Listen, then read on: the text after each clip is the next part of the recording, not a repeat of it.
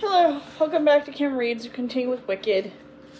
They conducted their love affair in the room above the abandoned corn exchange as the autumn weather came lop-leggedly in from the east. Now a warm day, now a sunny one, now 4 days of cold winds and thin rain. There were long days in a row where they couldn't meet. I have business, I have work. Trust me, or I shall disappear on you, she said. I shall write to Glinda and ask her to share the spell on how to go up in a pile of smoke. I'm teasing, but I mean it, Fiyero. Fiyero plus Faye, he wrote in the flour that spilled when she rolled out in the pie crust. Faye, she had whispered as if trying to keep it from the cat, was her code name. No one in the cell could know one another's real names. She would not let him see her naked in the light, but since he also was not allowed to visit during the day, this was hardly a problem. She waited on him on the appointed evenings, sitting naked under the blanket, reading essays on political theory or moral philosophy. I didn't know that I understand them. I read them as poetry, she once admitted. I feel like the sound of words, but I don't really expect my slow, slanted impression of the world to change what I read. Is it by changing how you live? He asked, turning down the light and slipping out of his clothes. You think this is all new to me, she said, sighing. You think I am such a virgin. You didn't bleed the first time, he observed, so what's to think about? I know what you think, she said. But how experienced are you, Lord Sir Fiyero, Arjuki, Prince of Kiyamiko, mightiest stalker of the 1,000-year grasslands, chiefest chieftain in the Great Kells? I am putty in your hands, he said truthfully. I married a child bride, and to preserve my power, I haven't been unfaithful. Until now, you're not like her, he said. You don't feel like her. It doesn't feel the same. You're more secret. I don't exist, she says. You're not being unfaithful either. Let's not be unfaithful right now, then, he said. I can't wait, running his hands along her ribs right down to the tight plane of her stomach. She always brought her hands to her thin, expressive breasts. She would not be touched below the waist by hands. They moved together, blue diamonds on a green field. He didn't have enough to do during the days, being the chieftain of the Arjuki people. He knew it was in their political interest to be tied ineluctably to the commercial hub of the Emerald City. Yet Arjuki business concerns only required Fiyero to show at social engagements in board meetings and financial parlors. The rest of the time he wandered about, seeking frescoes of St. Glinda and other saints. Elphaba, Fabala, Elfie Faye would never tell him what she had been doing in the chapel of St. Glinda, attached to the Monterey in St. Glinda Square.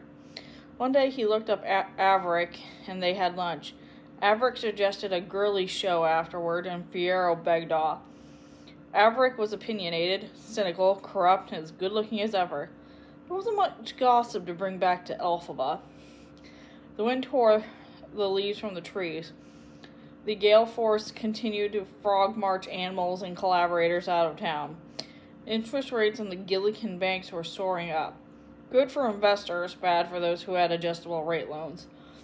Foreclosure on the lot of valuable city center properties. Too early, business began stringing in the green and gold lights of Lurleenmus, trying to caution the depressed citizens into the shops. More than anything, he wanted to walk the streets of the Emerald City with Elphaba. There was no more beautiful place to be in love, especially at dusk as the shop lights went on, golden against the blue-purple evening sky. He had never been in love before, he now saw. It humbled him. It scared him. He couldn't bear it when their forced absence went on 4 or 5 days. Kisses to Irji, Manik, and Nor, he wrote on the bottom of the weekly letter to Starima, who couldn't write back because, among other things, she had never learned either alphabet. Somehow her silence seemed a tacit approval of this vow-shattering interlude. He didn't write kisses to her. He hoped the chocolates would do. He rolled over, tugging the blanket with him, and tugged it back. The air in the room was cold and was so cold it seemed clammy. Monkey endured their thrash in order to stay with them, to receive warmth, and give ever-passing for affection to cats. My darling Faye, said Fiyero, you probably know this, and I'm not one to become a co-conspirator at whatever it is you're working on, reducing library fines or re-invoking the need for cat collars or whatever. But I do keep my eyes open. The Quadlings are under the thumb of the marching militia again. At least that's what they're saying in the lounge of the club, over newspapers and pipes. Apparently, an army division has gone down in Quadling country as far as the Choir, or some sort of slash and burn mission. Your father, your brother, your Nessa Rose. Are they still there? Elphaba didn't answer for a while. She seemed to be working out what she wanted to say, but perhaps even she could remember. Her expression was of puzzlement, even testiness. She said, we live in the Quarry for some time when I was about 10. It's about a little low town built on boggy ground. Half the streets are canals. The roofs are low. The windows are grilled or louvered to provide privacy and ventilation. The air is steamy and the floor is excessive. Huge rounds of palmy leaf, almost like shallow quilted pillows, making a sound as they beat each other against the wind. Turr, turr, turr, turr. I don't know if there's much quarry left, said Fiyero carefully. If the gossip, if I pick up, is accurate. No, Papa isn't there now. Thank whoever, whatever, thank nothing, continued Elphaba. At least things have changed. The good people of Quarry weren't very responsive to missionary efforts. They'd invite Papa and me and serve us little damp cakelets and lukewarm red mint tea.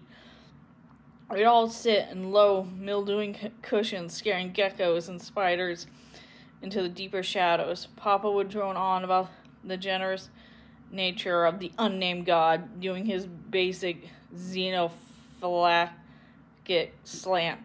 He pointed to me as proof. I would grin with horrible sweetness and sing a hymn, the only music Papa approved of. I was miserably shy and ashamed of my color, but Papa had convinced me of the value of this work. Invariably, the gentle citizens of Quarry would capitulate out of hospitality. They had allowed themselves to be led in prayers to the unnamed God, but you couldn't say their hearts were in it. I think I sense a great deal more disheartening than Papa did, how influential we really were. So what are they now? Papa and Nessa Rose and the boy, your brother, what's his name? Shell, that's his name. Well, Papa felt his work was farther south in Quadling country and the real outback. We had a series of small cramped homes around ovals, the hovels and ovals, we called them. The dreary, beastly countryside, full of bloody beauty. At his questioning expression, she continued, 15-20 years ago, Fiyero, the Emerald City speculators discovered the ruby deposits there. First under the Ozma Regent, then after the coup under the Wizard. Same ugly business practices. Though under the Ozma Regent, the exploitation did not require the murder and brutality. Using elephants, the engineer hauled in gravel. They dammed up springs. They perfected a complicated system of strip mining under 3 feet of brackish groundwater. Papa thought this disarray in their little moist society was a situation ready-made for mission work. And he was right. The Quadlings struggled against the Wizard with ill-argued proclamations. They resorted to totems, but their only military weapons were slingshots, so they rallied around my father. He converted them. They went into struggle with the zeal of the newly chastised. They were disposed and disappeared, all for the benefit of Unionist grace. My, you're bitter. I was a tool. My dear father used me, and Nessero less so because of her trouble moving about. He used me as an object lesson, looking as I did, even singing as I can. They trusted him partly as a response to the freakiness of me. If the unnamed God could love me, how much more responsible it would be to unadulterated them.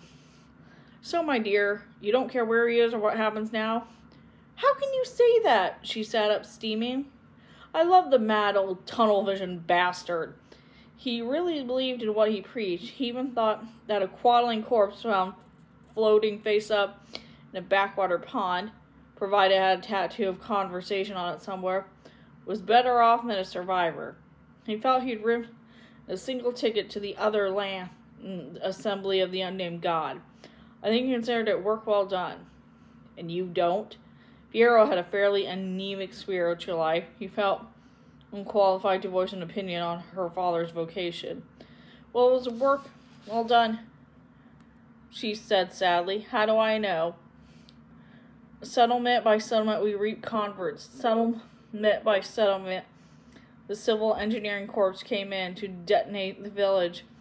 There was no outcry throughout the Oz proper. Nobody was listening. Who cared about the quaddlings? But what brought about him there in the first place? He and Mama had a friend, a quaddling, who died in my family home. A quaddling internet, a glass rower. Elphaba frowned and closed her eyes and would say no more. Fiyero kissed her fingernails. He kissed the V between her thumb and forefinger. He sucked on it as if he were a lemon rind. She slipped backward to allow him a great purchase. A little while, he said.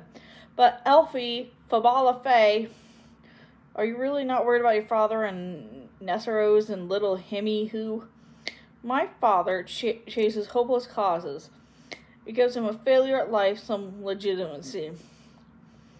For a while, he proclaimed himself a prophet on the return of the last lost toad pool of the Ozma line. That's over now, and my brother, Shell, is probably 15 by now.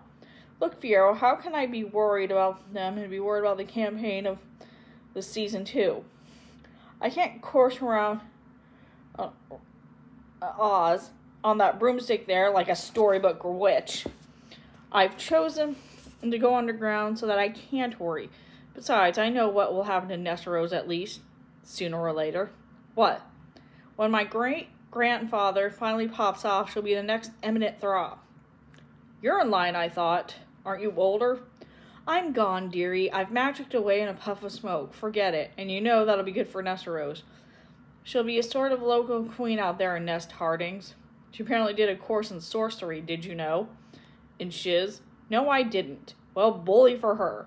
She ever comes down off that plank, the one that has the words written on the edges in gold, reading, most superior in moral rectitude, if she ever allows herself to be the bitch she really is, she'll be the bitch of the East. Nanny and the devoted staff of the Colwyn grounds will prop her up. I thought you were fond of her. Don't you know what affection is when you see it? Scoffed Elphaba. I love Nessie. She's a pain in the neck. She's intolerably righteous. She's a nasty piece of work. I'm devoted to her. She'll be the eminent throb. Better she than I, said Elphaba dryly. For one thing, she has great taste in shoes. And I'm going to end it right there. Goodbye.